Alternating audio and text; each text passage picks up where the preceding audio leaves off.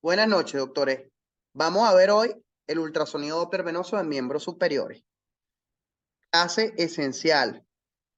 Si es cierto que es poco indicado, pero más sin embargo deben tener los conocimientos en esta área porque en cualquier momento les puede llegar un opérculo torácico, les puede llegar a alguien con el brazo edematizado y quieren descartar patología venosa o arterial a este nivel.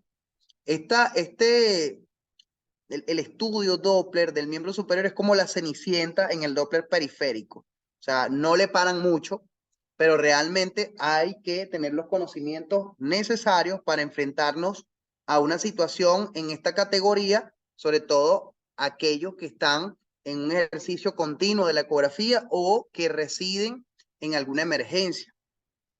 Vamos a hacer un recuento anatómico bien claro, conciso, de lo que necesitamos saber del miembro superior, del aparato vascular, específicamente de lo que se refiere a las venas del miembro superior, para poder hacer un estudio ecográfico a este nivel. El sistema venoso del miembro superior se va a dividir en uno superficial y uno profundo. De esta misma manera se va a dividir también el del miembro inferior. Esto es algo común a ambas extremidades, tanto superiores como inferiores. En el profundo existe una arteria acompañante de las venas profundas y es una de las cosas que nos va a diferenciar el sistema venoso profundo del superficial. Por ejemplo, la arteria humeral o braquial va acompañada de una vena profunda, ¿ok?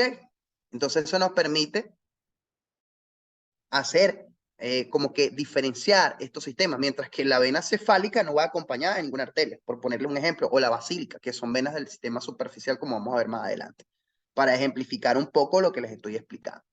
Las venas cubitales y radiales son pares de venas cada una. Ya desde el codo hacia abajo, las arterias van acompañadas de pares de venas. Es decir, la arteria radial va acompañada de dos venas y la arteria cubital va acompañada de dos venas.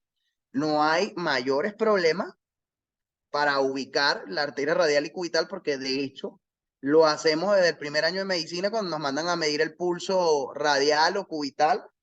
Lo que usted va a hacer ahora es colocar un transductor allí donde usted medía ese pulso y va a ver esas estructuras vasculares. Así que no vamos a tener mayores problemas para ubicar esas estructuras vasculares, ya que tenemos ya un conocimiento previo y una experiencia previa en su localización en nuestras pasantías como médico.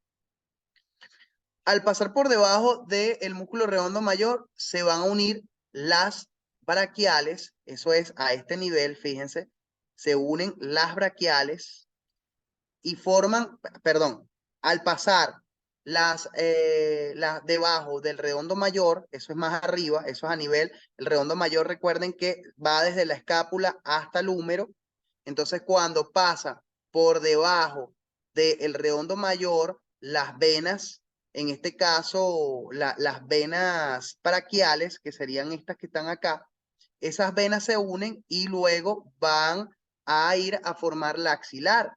La axilar es este pedacito que ustedes ven acá. Fíjense cómo vienen las venas acá braquiales y se unen a este nivel para formar la vena axilar. Y luego la vena axilar a su vez, cuando esta sale del hueco axilar y entra, pasa por debajo de la clavícula, se convierte en la arteria subclavia. Ahí no hay grandes problemas tampoco para nosotros hacer esa diferenciación. Recuerden que las venas, a diferencia de las arterias, ellas su estudio lo vamos haciendo de distal a proximal. Por eso es que en la información aparece de esa manera en la literatura. La confluencia de las venas periféricas va formando venas de mayor calibre a medida que vamos de distal hacia proximal. Fíjense que acá vemos la braquial, ¿ok? Y nosotros vamos a tener después de la braquial la axilar y luego la subclavia. Ahí no hay mayores problemas para nosotros ubicarnos en esas estructuras. Entonces, al pasar el borde superior de la primera costilla, de esta, la primera costilla, pasa a llamarse, y ya fíjense que al pasar este borde superior de la primera costilla ya está por debajo, está también adentrándose en lo que es el canal subclavio, ¿ok? Por debajo de lo que es esta importante estructura ósea.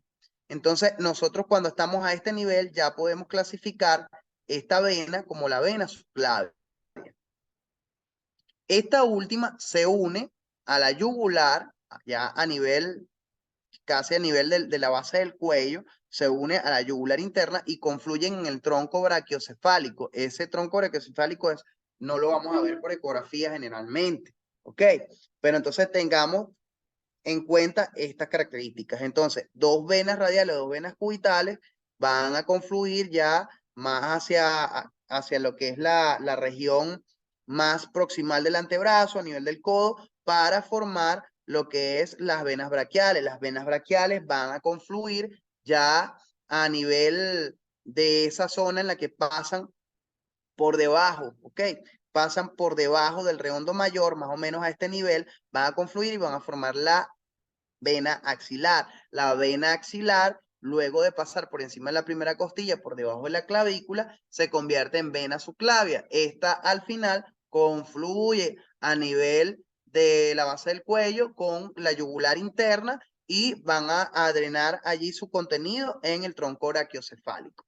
Eso es lo que debemos saber del sistema venoso profundo, del sistema venoso profundo, todo el que les acabo de comentar. Venas radiales, venas cubitales o ulnares, venas braquiales o humerales, vena axilar, vena subclavia. Me lo van a memorizar de esa manera. Sistema profundo, todas esas que les acabo de mencionar. Si es posible, anótenlo en un papel, hagan un cuadrito y coloquen las venas del sistema profundo y las del sistema venoso superficial a un lado y así van a diferenciar esas estructuras y cuando las estudien van a saber de qué sistema están hablando y cuál sistema está afectado en el caso de que haya patología.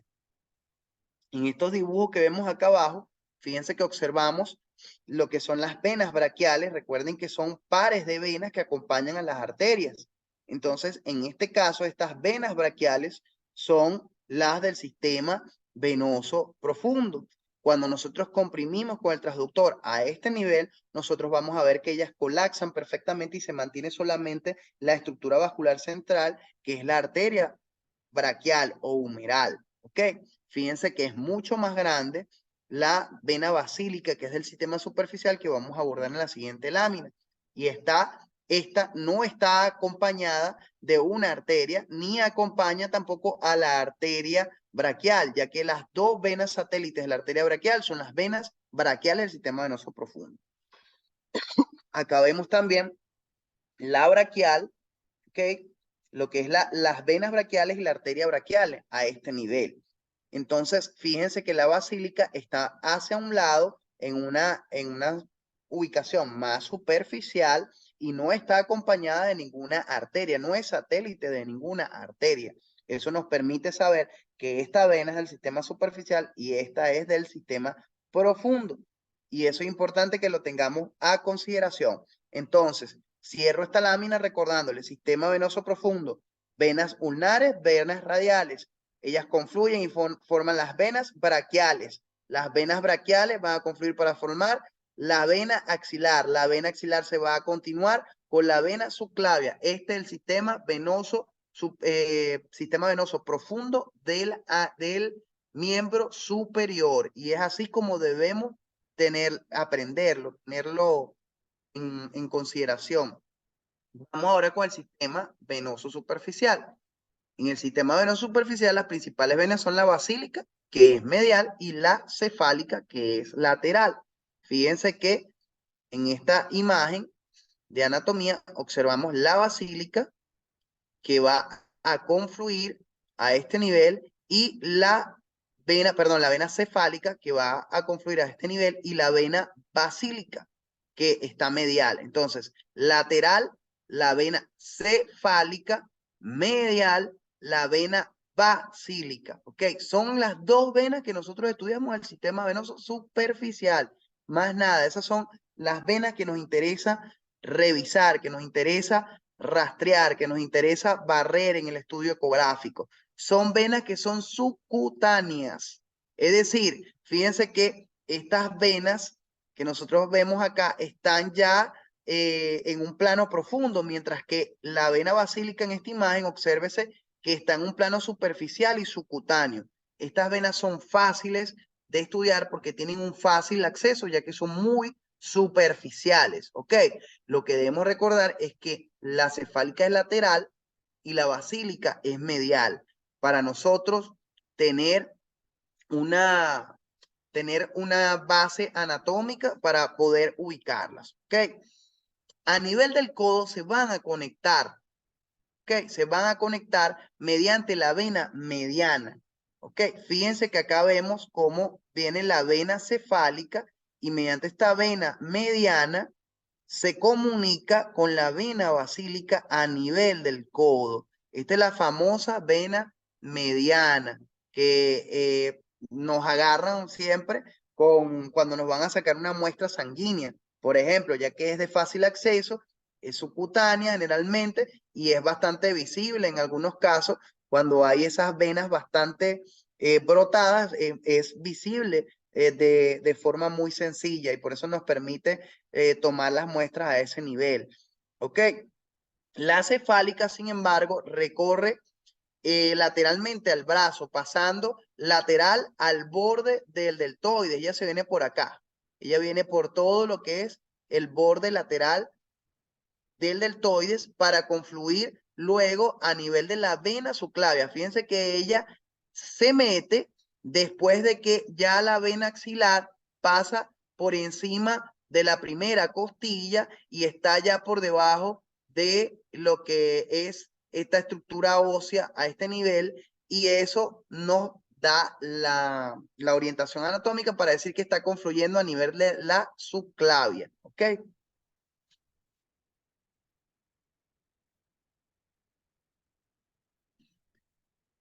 Ajá, entonces continuamos. La basílica se ubica medial, en la región medial de la extremidad superior, que pasa medial al borde del músculo bíceps braquial y confluye a nivel de la vena axilar. Fíjense que ya esta entra a este nivel, a nivel de la vena axilar, que les recuerdo, la vena axilar o se pasa a llamarse el segmento axilar cuando pasa por debajo del redondo mayor, que está más o menos a este nivel.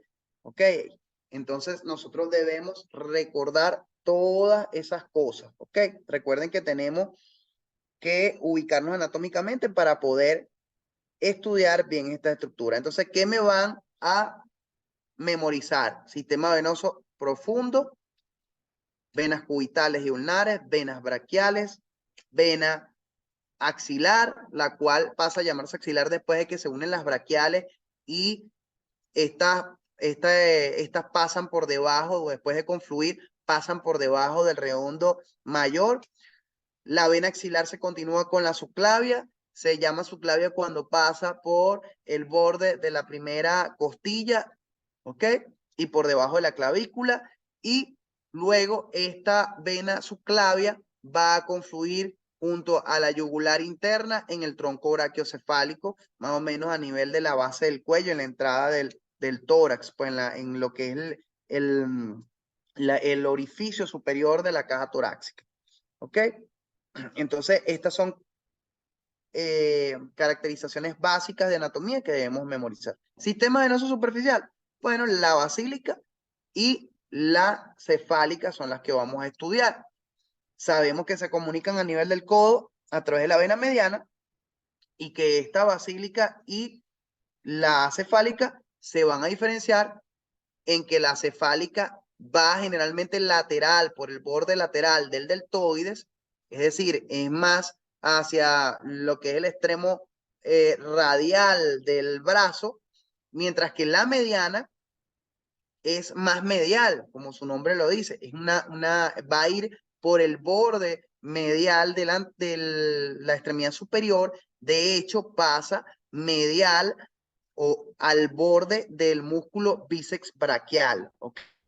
Entonces eso nos va a permitir orientarnos en su ubicación. Nosotros al estudiar todo este conjunto de venas, ya tenemos estudiado el sistema venoso del miembro superior.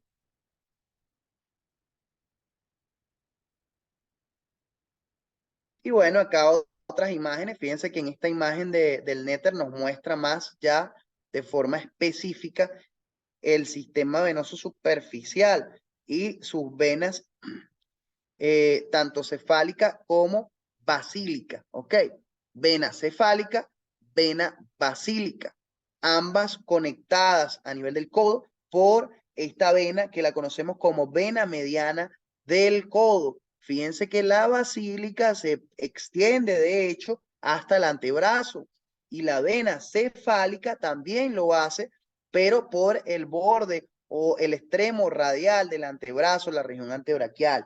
La vena basílica lo hace por el extremo cubital o la cara medial de la región antebraquial. Entonces, estas son las dos venas más importantes, las que vamos a estudiar, de hecho, las que vamos a ver por ecografía de el sistema venoso superficial del miembro superior. Esto es importante que lo recordemos y que lo tengamos en cuenta, porque puede estar relacionado a la patología. Hay sitios donde se pueden generar estrechamientos que condicionen el llenado vascular, que condicionen el libre tránsito del fluido a través de los vasos sanguíneos. ¿Cuáles son estos sitios? Bueno, tenemos a nivel más alto lo que es el triángulo de los escalenos. Esto principalmente, este triángulo va a afectar más que todo es al plexo braquial y a la arteria subclavia, principalmente. Fíjense que la vena está por encima de la primera costilla, pero fuera de ese triángulo de los escalenos. Está inclusive anterior a lo que sería el músculo escaleno anterior. Entonces es importante tener en cuenta esta consideración anatómica de igual manera. Más sin embargo, cuando bajamos un poco más, nosotros vamos a ver que la vena subclavia pasa por debajo de la clavícula y por encima de la primera costilla, y en ese paso que hace a través de este túnel, de esta zona, pueden haber estrechamientos, sobre todo condicionado por engrosamientos del ligamento costoclavicular o algunas malformaciones costales o algunas situaciones que involucren, por ejemplo,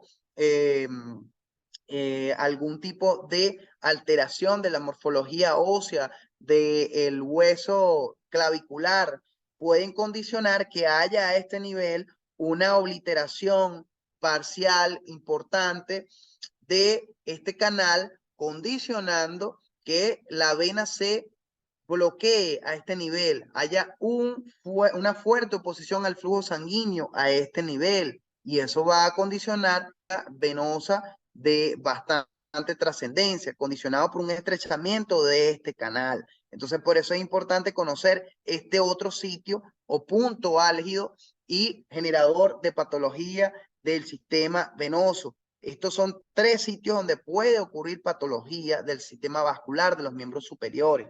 ¿Ok? Y el otro sitio donde puede haber un estrechamiento y un condicionamiento por bloqueo parcial del flujo sanguíneo de las estructuras vasculares es a nivel de el redondo menor. Cuando pasan estas estructuras por debajo del redondo, entonces eso también puede haber allí algún proceso patológico que me genere una obliteración, un bloqueo parcial del flujo a este nivel, condicionando patología vascular. Estos son tres puntos álgidos, tres puntos que pueden condicionar patología cuando hay alteraciones anatómicas a este nivel. Por eso les traje esta lámina para que ustedes tengan este conocimiento. Estos son los famosos puntos en los que se genera el síndrome del opérculo torácico, ¿ok? Que puede ser nervioso, que puede ser un opérculo torácico arterial o que puede ser venoso. En esta clase a nosotros nos compete hablar de la patología venosa. Cuando abordemos la patología arterial hablaremos de los otros tipos de opérculo torácico.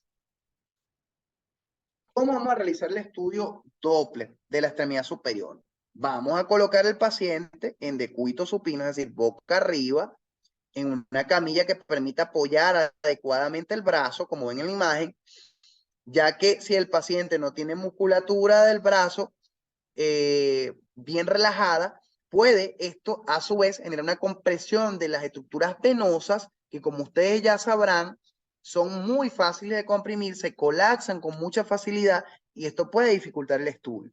Recuerden que una de las diferencias esenciales entre las arterias y las venas es que las venas colapsan de forma muy sencilla.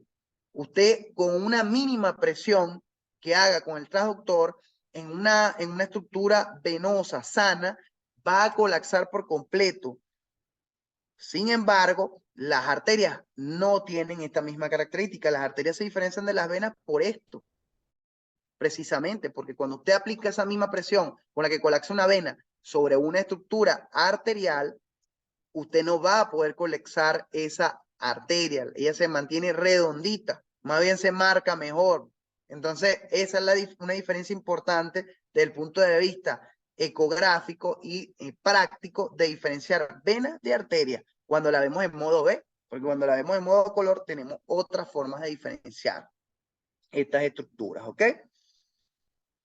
Entonces, fíjense la posición ideal del brazo a la hora de realizar la exploración. Debe estar a unos 60 grados aproximadamente del tórax, se debe evitar la hiperextensión del brazo y la cabeza del paciente debe estar ligeramente girada hacia el lado contrario de la exploración para tener una mejor acceso a lo que es la zona supraclavicular, a la región supraclavicular. Fíjense que acá tenemos la misma posición. Este diagrama está muy chévere porque fíjense que colocando al paciente así, nosotros vamos a poder observar las estructuras, o sea, imaginarnos por dónde pasan las estructuras venosas. Realmente las estructuras del sistema venoso profundo son muy sencillas de localizar. Tenemos acá las venas braquiales, las venas hacia la región más distal, las venas ulnares y cubitales, hacia la región más proximal, ya a este nivel donde nosotros sabemos que está el hueco axilar y que a ese nivel podemos tener el redondo mayor y la estructura venosa va a pasar por debajo de este. Sabemos que estamos en el territorio de la vena axilar. Recuerden que las dos venas braquiales confluyen, pasan por debajo del redondo, a ese nivel se llama vena axilar y luego se continúa con la vena subclavia. Esta vena subclavia es a partir del borde superior de la primera costilla, pasando por debajo de la clavícula, para luego confluir a nivel del cuello con la vena yugular interna y formar el tronco brachiocefálico. Otra vez les vuelvo a repetir porque eso hay que aprenderlo, repitiéndolo y viéndolo. Entonces, fíjense, se va a comenzar explorando la vena subclavia, generalmente a este nivel. Esta debe abordarse en eje longitudinal mediante Doppler color y pulsado, ya que las estructuras óseas no permiten que pueda comprimirse con el transductor para ser evaluada a este nivel. Y esto es importante, nosotros no vamos a poder comprimir la subclavia y ver cómo colapsa. No se puede, realmente es difícil porque tenemos allí la clavícula y tenemos el tórax. Y de verdad que cuando ustedes vean en la práctica, podemos intentarlo y de verdad es muy difícil. A este nivel no se comprime esta vena. Vamos a estudiar su normalidad por los otros métodos o con las descifrando las otras características que debemos conocer en referente a la normalidad de esta estructura vascular. Según el paciente, será mejor explorarlo en este caso, la vena subclavia, ya sea por arriba de la clavícula o por debajo de la clavícula. A mí particularmente me gusta estudiar la subclavia por debajo de la clavícula. Me es mucho más fácil hacerlo realmente. Yo apenas coloco el transductor hacia la región más medial del tórax por debajo de la clavícula, yo veo ese tronco venoso sin ningún problema. Empiezo a estudiarlo en el modo B, veo que no hayan trombos allí a ese nivel, que no haya ningún material ecogénico en su interior. Obviamente no podemos colapsar la vena a este nivel, y entonces paso yo a hacer el ecodoppler, veo que tengo un llenado normal, en color azul, bien bonito, ¿ok? Vemos además de eso, después aplicando o tocando el botón del Doppler pulsado, nos aparece esta gráfica tan bonita, el Doppler espectral de la vena, la cual debe presentar un flujo respirofásico, está muy en relación con los ciclos cardíacos, ya que está muy cercana a lo que es el corazón, por lo tanto se va a ver muy influida, y nosotros debemos estudiar las características de normalidad de esta vena, donde es un flujo negativo, respirofásico, en relación o con íntima relación con lo que son los momentos del ciclo cardíaco, y eso nos va a dar información importante. Ahora, si yo vengo en el modo B, veo la vena tapada con material ecogénico en su interior, le pego el color, y al usar el teclado de color veo que colocando mi cajita de color a nivel de la subclavia no me da un flujo completo, me da un flujo parcial, o hay aliasing, o hay alguna otra manifestación de anormalidad, ya empiezo a sospechar patología a este nivel. Vengo y además de esto aplico mi Doppler espectral tocando el botón en la máquina que me permite hacer el análisis espectral, coloco mi muestra, que es la que me aparece inmediatamente después de tocar el botón del espectral, coloco esta muestra en el centro del vaso, alineo el eje de la muestra en sentido, en la dirección del vaso, paralelo al sentido del vaso, es esta línea que ustedes ven acá, y yo voy a obtener en ese momento un registro. Si ese registro está disminuido, con velocidades bajas, está ausente o no tiene una morfología normal, nosotros vamos a pensar que hay patología a ese nivel. Hay que ver si se trata de una trombosis venosa, si hay algún problema de eh, algún tipo a este nivel. Entonces, estos son detallitos, ¿ok? Entonces, usted puede, en resumen, estudiar, empezar el estudio, después colocar al paciente en esta posición a nivel supra o infraclavicular. Esta es la morfología habitual de la arteria subclavia, ¿ok? Al modo espectral y al modo color. Acuérdense que ella tiene como una morfología en W, yo lo digo así. Eso no está descrito en ningún libro.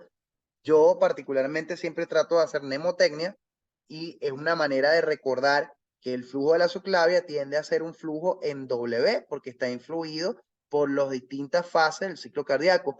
Y este flujo lo vamos a tener también muy igualito a este en W a nivel de la yugular, y también lo podemos ver a nivel de las suprahepáticas, ¿ok? Van a presentar más o menos esta morfología. Entonces, ténganlo presente. Debemos estudiar al modo Doppler las siguientes características. Una adecuada permeabilidad de la vena subclavia. Esto es una vena permeable. Fíjense que hay un llenado de color bastante completo, homogéneo, de todo el vaso. Cuando nosotros tenemos una trombosis o no pasa, no se llena una porción del vaso, hay un llenado asimétrico, ¿ok? O parcial de la luz o lumen del vaso, o en caso grave pasa un hilito, o sencillamente no capta color, no capta, ¿ok? Les recuerdo a ustedes que en esta imagen, cuando nosotros empezamos este estudio, generalmente vemos el vaso negro o anecoico, tubular, con paredes ecogénicas o brillantes alrededor. Estoy tratando de hablar también en términos un poco más simplistas para que me entiendan. Y cuando nosotros tocamos el botoncito del color, nos aparece esta cajita y esta barra con dos colores. Esta cajita, recuerden que vamos a angularla en dirección al sentido del vaso. Fíjense cómo está angulada. Perdón. Luego que nosotros ya hicimos el estudio color, vemos que capta bien, vamos a pasar a realizar el estudio Doppler espectral. Le damos al botón en la máquina de espectral y me va a salir esta línea vertical con dos barras paralelas en su centro, que es la muestra. Entonces yo agarro esta muestra y la pongo aquí en el centro del vaso. Aquí está un poco mal puesta. la pongo en el centro del vaso, más o menos agarrando 1/3 del diámetro del vaso, y ella tiene una línea en el centro también, una línea perpendicular a esas dos barras paralelas. Esa línea la vamos a orientar en el sentido longitudinal de ese vaso, paralelo a ese sentido. Ahí volvemos a darle ese botoncito y nos aparece esta gráfica. Si lo hacemos así, nos va a salir muy bien. Bueno, recordar que la vena debe tener pulsatividad del flujo debido a la transmisión de la aurícula derecha. Está muy cerca del corazón y por eso es que ella va a tener esta pulsatividad. El flujo se debe modificar con la respiración, lo que nosotros conocemos como flujo respirofásico. Es lo normal y común para todas las venas de nuestro sistema periférico. Y este flujo puede aumentar durante la inspiración y disminuir con la expiración. ¿Ok? Debemos tener en cuenta que debe haber una adecuada respuesta a las maniobras de Valsalva. Cuando usted hace maniobras de Valsalva, generalmente esto lo usamos más que todo en miembros periféricos inferiores, en Doppler periférico de miembros inferiores. Generalmente usted debe ver que hay un cierre valvular y se detiene el flujo. Cuando no hay un cierre valvular, usted va a ver que empieza a aparecer gráfica espectral por encima de la línea base de forma continua, pasando los 0.5 segundos o 500 milisegundos. Y en esos casos ya sabemos que hay una insuficiencia vascular, ¿ok? Esto no es muy común a nivel del miembro superior, es más común a nivel de los miembros inferiores. Entonces, eso lo debemos tener en cuenta, que hay una adecuada respuesta a las maniobras de Valsalva. Las maniobras de Valsalva es el pujar, el toser, el levantar la cabeza, el respirar profundo. Todas esas maniobras son de Valsalva. Esas maniobras las usamos más que todo en los estudios de miembros inferiores, del eco Doppler venoso de miembros inferiores, como veremos más adelante. Fíjense, características normales de la vena subclavia. Obsérvese que hay un aumento de flujo con la inspiración, esto es inspiración, y una disminución de flujo con la expiración. Esto es lo normal. Deben recordarlo, en inspiración aumenta el flujo, en expiración va a disminuir el mismo, ¿ok? En la imagen 5 vemos características normales de la vena subclavia. Obsérvese de nuevo las variaciones respiratorias. Acá venimos en expiración y en inspiración aumenta la amplitud. Cuando el paciente respira, aumenta la amplitud en la vena subclavia. Esquema de la sistemática de la exploración ecográfica. Bueno, exploramos la vena subclavia, primero mediante, la vemos en el modo B, vemos que no haya material ecogénico en su interior, luego exploramos mediante Doppler en eje longitudinal, eso es explorarla en este eje, señores, como ven acá, eje longitudinal. Le aplicamos color, vemos que el color capte adecuadamente el vaso, el color de forma uniforme y completa. Luego observamos nosotros al Doppler espectral las variaciones respiratorias del vaso. Vemos cómo se modifican inspiración y expiración y vemos que tenga su morfología o patrón normal, que es este que yo les digo que de forma mnemotécnica pueden recordar que pareciera como una W por debajo de la línea base, ¿ok? Como si dibujáramos una W por debajo de la línea base. Siempre vamos a comprobar la permeabilidad de la vena. Y así, de esa misma manera, vamos a hacer en todos los segmentos venosos, sobre todo los más importantes. Entonces, la vena axilar y humeral vamos a explorar mediante eje transversal y con compresión intermitente. Fíjense que hay una diferencia en la exploración de la vena subclavia con la vena axilar y humeral. La vena axilar y humeral sí la podemos comprimir. Sí podemos verificar que hay una compresibilidad positiva y adecuada, mientras que la vena subclavia no.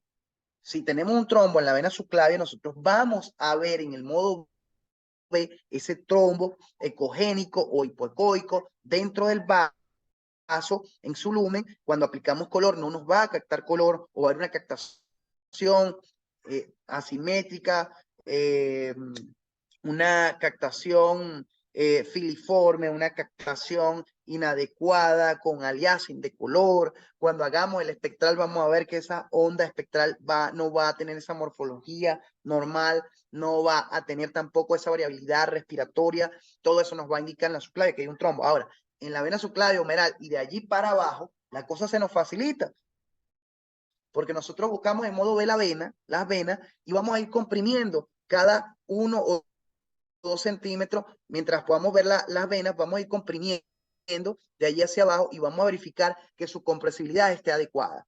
Un trombo, cuando está presente, no permite que la vena se comprima. Es decir, usted aplica la presión y la vena se mantiene intacta, sin colapsar sus paredes, no desaparece. A veces ese trombo puede ser muy hipoecoico o muy anecoico y parecer que no hay nada allí. Y entonces el dato que nos va a decir que hay un trombo en ese vaso es que cuando usted lo comprime, a pesar de que el vaso se ve negrito, se ve anecoico, usted observa que la vena no colapsa. Eso es un importante signo de trombosis venosa a ese nivel y debemos hacer esta exploración desde las venas axilares hacia abajo. Debemos ir comprimiendo esos segmentos venosos para nosotros verificar que la compresibilidad sea adecuada y así descartar la posibilidad de un trombo anecoico, un trombo en una situación de trombosis aguda a nivel de algún segmento venoso. Explorar las dos ramas de la vena humeral también es importante. Okay, recuerden que la vena humeral, después ella se une y forma la axilar. Las venas basílica y cefálica. Ya recordar que nuevamente que la basílica es medial y la cefálica es lateral. La basílica es medial al borde medial del bíceps braquial, la cefálica es lateral a el músculo deltoides. Entonces nosotros debemos buscar el punto de unión, seguirlas hasta su punto de unión con la vena axilar en el caso de la basílica y seguirla distalmente. Y en el caso de la cefálica vamos a buscar su unión con la vena subclavia, con el eje longitudinal, es decir, con el transductor en eje longitudinal, con un corte largo del vaso, un corte tubular. Vamos a seguirla distalmente con el eje transversal también y vamos a ir realizando compresiones intermitentes. Vamos a ver que esto es muy fácil en la práctica. Usted ubica el vaso en eje longitudinal y transversal. Usted puede después hacer su propio protocolo. Ubica la venita, la ve en eje transverso, la sigue, ve si hay material ecogénico en su interior, la pone en eje longitudinal, la sigue, ve si hay material en su interior, luego en eje transverso usted viene y va comprimiendo a varios segmentos la venita, ve que colapsa perfectamente y si esta lo hace, no hay ningún problema, no tenemos ningún trombo a nivel de esta estructura vascular. Y así hace con todas las venitas. Luego le aplica color, ve que capte bien, luego le aplica espectral. Usted después va a crear su propio protocolo de examen porque muchas veces nosotros tratamos de agilizar el estudio para así evitar perder mucho tiempo en el mismo, sobre todo cuando estamos ante un paciente que no nos da ninguna señal o signo de patología. Recordar que la cefálica es lateral y debemos buscar su unión con la vena subclavia en el eje longitudinal y seguirla distalmente con el eje transversal y hacer las compresiones intermitentes. Llévense este mensaje.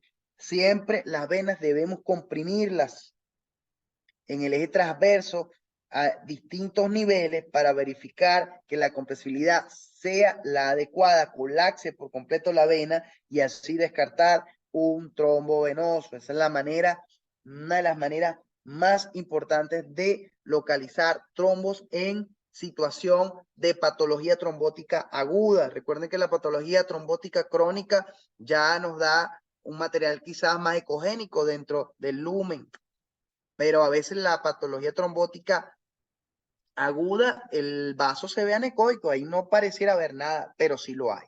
Y eso lo pone de manifiesto la falta de compresibilidad del vaso. A nivel del antebrazo, vamos a hacer el estudio solo si existe sospecha de trombosis a nivel del antebrazo. Si hay signos, pues que nos inviten a hacer el estudio a este nivel. Debemos seguir las venas radial, cubital, basílica y cefálica en eje transversal y longitudinal y haciendo compresión intermitente en el eje transversal hasta el nivel de la muñeca aproximadamente. ¿Cómo hago yo mis estudios?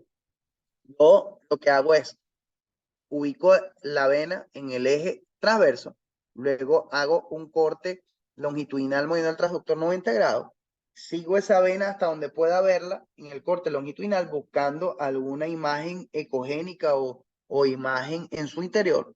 Veo las paredes del vasito también. Veo si hay colaterales, si están entrando algunas colaterales allí dilatadas.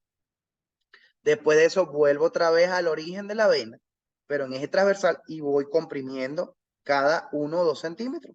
Eso es rapidito. Voy comprimiendo, verificando que la vena esté comprimida en varios segmentos y ya con eso tengo bastante información. Luego, si tengo alguna duda o veo algún segmento en el que no se comprime la vena, aplico color a ese nivel, veo si capta bien, si no capta bien, paso el espectral y también verifico el flujo espectral. Generalmente cuando hay un trombo, todo esto va a estar alterado. Características normales de las venas, tiene una luz anecoica como esta que vemos acá, que completamente anecoica, cuidado con la reverberación, disminuyan la ganancia para que sea más negro, activen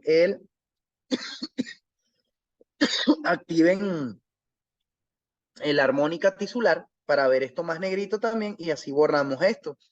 Apliquen Doppler si hay duda con esta imagen y vean que se llene por completo y ya con esas dos características, si la vena se ve anecoica, sus paredes regulares, ecogénicas alrededor, si cuando usted le aplica presión colapsa, y al aplicar color llena por completo y de forma uniforme, sin aliasing, el lumen del vaso, usted sabe que esa vena está perfecta, que esa vena no tiene ninguna alteración, que esa vena está en su mejor momento.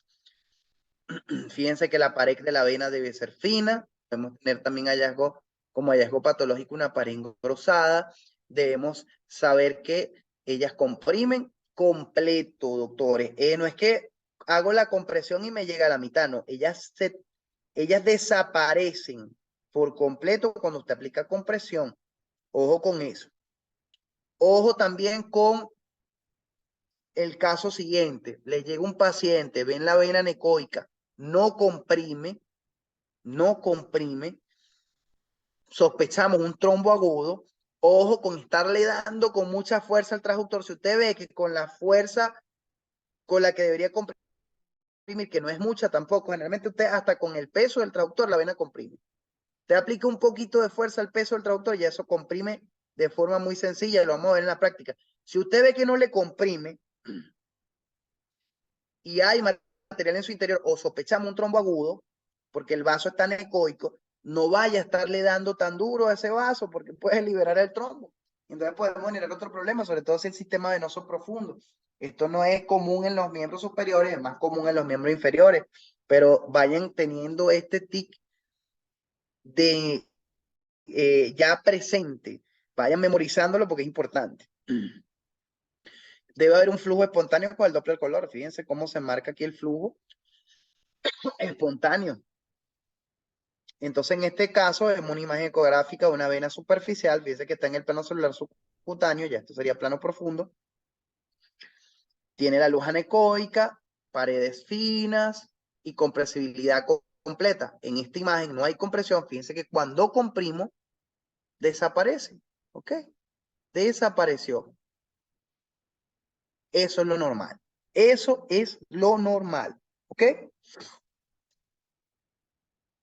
Características normales de las venas. Flujo fásico, que el flujo tenga cambios con la respiración. Ya vimos que en inspiración aumenta el flujo, en expiración disminuye. Si no presenta esta característica, el flujo será continuo, lo cual nos orienta hacia una obstrucción, porque no se transmiten estas fases del ciclo respiratorio y eso nos habla acerca de un proceso obstructivo a algún nivel que impide que esta facilidad respiratoria se transmita a nivel de los segmentos vasculares. Si la trombosis no es completa, sino parcial, el flujo fásico puede estar conservado. Respuesta de la maniobra de Valsalva. Cuando le pedimos al paciente que inspire profundamente y que ejerza fuerza con el abdomen, el flujo cesa en el Doppler sin reproducirse inversión del mismo. Esto indica la competencia del sistema vascular. Les explico esto. Una imagen. Cuando usted manda, fíjense que tenemos esta línea base. Cuando usted manda al paciente a respirar profundo y a pujar, en principio va a haber una imagen espectral por encima de la línea base, que es como un clic. Va a haber como un pico por encima de la línea base, pero es un pico que es instantáneo, que es de muy corta duración. Se abre un pico aquí arriba y deja de aparecer flujo inmediatamente después que el paciente está pujando. Deja de aparecer flujo por de arriba y por debajo de la línea base. Cuando usted manda a hacer esa manera de Valsalva y aparece este flujo, pero por encima de la línea base y de forma continua, por lo menos 0.5 segundos, eso es una incompetencia valvular ya, ¿ok? Eso es una incompetencia valvular. A eso se refiere con la maniobra de Valsalva. Que desaparezca, mandamos al paciente a pujar, se abre por encima de la línea base una imagen, un pico espectral que se cierra inmediatamente también y después de ese piquito no aparece ningún registro espectral ni por arriba ni por debajo. Cuando este registro espectral se invierte después que el paciente empieza a pujar, ahí nosotros estamos en incompetencia valvular. Invertió el flujo, la dirección del mismo. Aumentación, si comprimimos la extremidad distalmente a donde tenemos el traductor, el flujo aumentará, lo cual es indicativo de que no hay obstrucción al flujo. Esto es lógico. Usted agarró y comprimió el antebrazo y está a nivel de las braquiales y ve cómo aumenta el flujo espectral. Usted, por ejemplo, viene con este flujo. Vamos a imaginarnos que tenemos este flujo. Apretamos el antebrazo del paciente y nos aumentó el flujo, como en esta imagen que les muestro acá.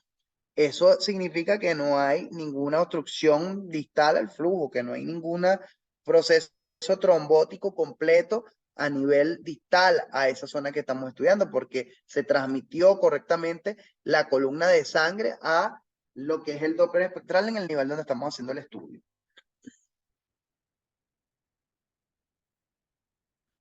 Trombosis de la extremidad superior es lo más importante saber de la ecografía Doppler del miembro superior. Aunque es infrecuente, está en incremento por uso de catéteres venosos centrales, dispositivos de inserción venosa como marcapasos. Su incidencia de 0.98 por cada 10.000 habitantes. Realmente es muy poco frecuente. He visto un solo caso en los años que tengo ejerciendo la ecografía, en una de las prácticas, una práctica de acá de Valencia, realmente es poco frecuente. Trombosis de la extremidad superior puede ser primaria, una trombosis de esfuerzo, como sucede en el síndrome de Paget-Schroeder. Puede ser por el síndrome del desfiladero torácico, del opérculo torácico. Y podemos tener secundarias ya dispositivos endovenosos, como ya les había dicho, marcapasos, pacientes con cáncer que hacen problemas hematológicos, se ven con mayor predisposición a hacer trombosis. Tenemos también pacientes con cirugía reciente, puede haber alteraciones que nos generen un mayor riesgo de trombosis en la extremidad.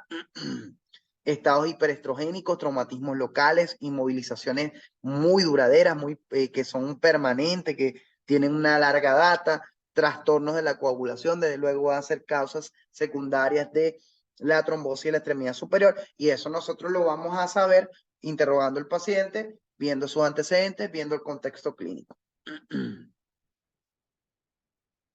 De la trombosis de la extremidad superior, entre las causas primarias, lo que les decía, la trombosis de esfuerzo, síndrome de Paget-Schroeder, suele darse en pacientes jóvenes y atléticos que tienen hipertrofia del escaleno. Okay. Mediante movimientos repetitivos se causa daño endotelial que favorece las condiciones para tener una trombosis a este nivel. La variante vascular más común en varones jóvenes es esta. Se genera a nivel del espacio costoclavicular. ¿Ok? Fíjense, a nivel de este espacio hay un estrechamiento que me condiciona una obliteración del componente vascular a este nivel, condicionando una disminución del flujo, un trastorno del flujo sanguíneo a este nivel, lo cual me favorece la generación del trombo con una también circulación venosa colateral secundaria a este proceso patológico, y cuando se genera todo esto en relación al esfuerzo brusco lo denominamos síndrome de Payet-Schroeder. Ok, muy poco frecuente también, pero hay que saberlo, hay que conocerlo. Y fíjense que una de las cosas que nos va a generar un importante dato es que mediante movimientos repetitivos se causa el daño endotelial que favorece las condiciones para tener la trombosis. Es ese empeoramiento del cuadro con el esfuerzo brusco. Fíjense acá cómo tenemos la imagen. Tenemos una vena dilatada donde hay una trombosis proximal en este segmento, debido a que acá tenemos un estrechamiento de ese canal a través del cual pasa este segmento venoso entre la clavícula y el borde superior de la primera costilla y este ligamento costoclavicular. Entonces, como hay ese estrechamiento a este nivel, el flujo se ve limitado, se ve bloqueado, se ve interferido a este nivel. Hay una éstasis o un éstasis vascular venoso que me va a favorecer la generación de procesos trombóticos de la vena.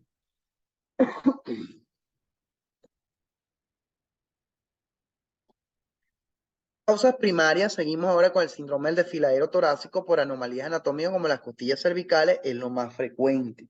Fíjese usted acá, como vemos acá, una costilla cervical que entra en contacto con el paquete vascular, interfiere, disminuye ese espacio por el cual él pasa, a veces se tiene que montar encima de la costilla y luego hacer una flexión para poder meterse nuevamente en la dirección normal por la cual debe transitar, y esto genera de luego alteraciones en el flujo sanguíneo a este nivel, genera trastornos del flujo, flujo turbulento, genera obliteraciones parciales de la luz que condicionan éstasis vascular y a su vez predispone a la generación de trombos. Ok, fíjense que esa costilla cervical, que la podemos ver inclusive en esta radiografía, va a ser un importante factor de riesgo para desarrollar trastornos vasculares del miembro superior. Ténganlo en consideración. Entonces, vean en esta imagen tan bonita como una costilla cervical se mete por debajo de la estructura vascular, condicionando un estrechamiento de su luz que condiciona a su vez una interferencia en el flujo sanguíneo con un éstasis venoso que va a, en última instancia, tener una trombosis también por esta causa. Vamos a ver estos casos para terminar con esta clase. Espero de verdad que haya sido lo más claro posible en la explicación. Trato a veces inclusive de hablar un poquito de una forma más simplista, más coloquial, para tratar de no meter tanta terminología pesada y poderme dar a entender. Ya la terminología ustedes la van a ir adquiriendo a medida que vayan estudiando más, que vayan hablando más ecografía, que vayan informando ecografías, ¿ok? Pero lo que me interesa es que entiendan lo que son los fundamentos de la patología a este nivel. Caso 1. Presentamos un caso en nuestro centro de un chico de 22 años que acude a urgencias por dolor e inflamación del miembro superior. Estos son casos de la Sociedad Española de Radiología Médica ya confirmados. E inflamación del miembro superior izquierdo de 2 días de evolución. Fue visto anteriormente en su centro de salud pautando amoxicilina y dexametasona sin mejoría. A la exploración presenta una asimetría con respecto al miembro contralateral. Presenta un aumento de colaterales en el miembro afecto. Ojo con este dato. Cuando ustedes tienen estas patologías venosas del miembro superior, sobre todo cuando son muy proximales de lo que es la axilar, la subclavia, a estos niveles, vamos a tener en el hombro, a nivel del brazo y del hombro sobre todo, vamos a tener unas colaterales importantes. A veces vamos a ver varices a este nivel, ¿ok? Y eso nos debe de inmediato encender las luces y orientarnos hacia la patología venosa como posible diagnóstico. Y así que en ese caso prendemos los motores y tratamos nosotros de escudriñar bien en el aparato vascular venoso buscando la causa de esas colaterales vasculares venosas a nivel del miembro superior.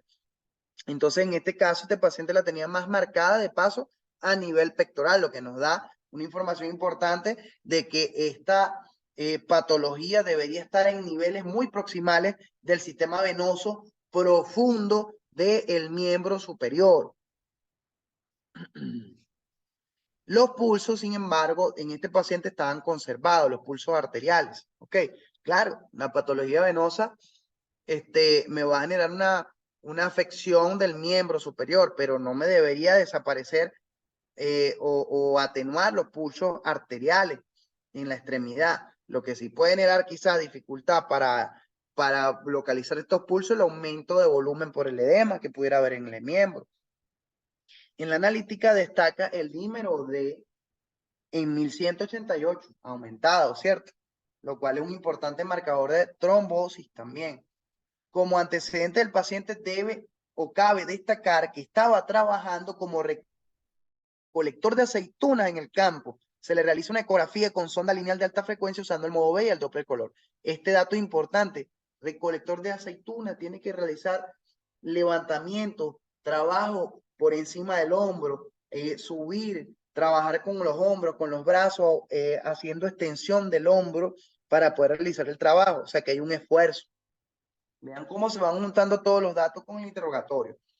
Entonces, en la imagen 9 se observa la arteria axilar a la izquierda, ¿ok? Con la imagen A no aparenta tener ningún tipo de patología, con su luz bien anecoica, que posee un calibre menor que la vena, generalmente es así, la arteria generalmente va a tener un calibre menor que la vena. A la derecha, sin embargo, observamos la vena y fíjense que hay un material en su interior ecogénico, visible, perdiendo su luz anecoica, se ve una luz más bien hipoecoica. Acá hay un trombo definitivamente heterogéneo con componente ecogénico e hipocoico, ¿ok? También pierde cuando nosotros hacemos la compresión en este paciente, no se comprime la vena. Ya otro dato de trombosis, o sea, ya ahí no hay duda, material ecogénico en el interior y cuando le aplicamos presión con el traductor, esto no se comprime, se mantiene redondito, ¿ok? Eso es una trombosis. Entonces, porque va a perder la capacidad de ser colapsada con el transductor al comprimirla. Ya sabemos que hay una trombosis allí, no hay para dónde agarrar. Nuestro paciente presentaba, en este caso, un síndrome de Payet-Schroeder, que involucraba las venas axilar y subclavia. Como les dije, en el caso anterior, en el Payet-Schroeder, debido a la patología producida por el daño endotelial que se genera producto de los múltiples esfuerzos que realiza el paciente, y ese daño endotelial viene condicionado por estrechamientos a nivel de esos puntos que le comenté por donde pasa la vena, donde esos estrechamientos aunados al esfuerzo que hace el paciente cada ratico y a ese constante roce, a esa lesión del endotelio, a este nivel, me va a generar una patología venosa que va a conllevar a la generación de trombos por éstasis vascular a distintos niveles. Entonces, esto me va a involucrar, en este caso, en este paciente, a las venas axilar y subclavia que estaban trombosadas. Dado el antecedente de trabajo en el campo como recolector de aceituna, el movimiento repetitivo y la hiperextensión del brazo fue el causante de esta trombosis. Es un síndrome de Payet-Schroeder y por eso no hubiese sido posible hacer este diagnóstico si no se hubiese ahondado en las características, en los antecedentes del paciente, en la clínica, semiología del paciente, con las colaterales a nivel del pecho, a nivel del tórax, en el hombro seguramente habrá tenido también. No había sido posible si no hubiésemos unido todos estos datos para llegar al diagnóstico. En este caso, comparación de la vena subclavia de ambos lados. Fíjense, una vena permeable con una buena captación de color y una vena que no capta color, que no está permeable, que tiene material ecogénico en su interior, trombosada. ¿Ok? Y de hecho, pudiéramos decir que esas paredes están un poco engrosadas. A un mes de tratamiento se realizó una ecografía de control y fíjense que ya empieza a haber revascularización del segmento. Todavía hay zonas de trombosis, pero ya empieza a haber una revascularización y empieza a aparecer un flujo espectral que para nada es el de la vena subclavia, porque fíjense que es continuo. Y es lo que yo les decía en la teoría, que cuando hay trombosis importantes, se pierde la fascicidad respiratoria y también se puede perder esa morfología normal en forma de W, de donde se transmite lo que son los cambios relacionados al ciclo cardíaco, porque hay un compromiso del flujo. El flujo no va a presentar esas características en trombosis importante porque hay un compromiso. No está llegando el flujo en la cantidad necesaria para poder determinar esas características. Fíjense que acá tenemos otra imagen en modo B donde se aprecia la vena en un plano longitudinal. La luz es anecoica, ¿ok? Pero está ocupada por un material más hiperecoico que corresponde al trombo. Y esto es un trombo crónico, ¿ok? Este es un paciente que, fíjense, tras un mes de tratamiento.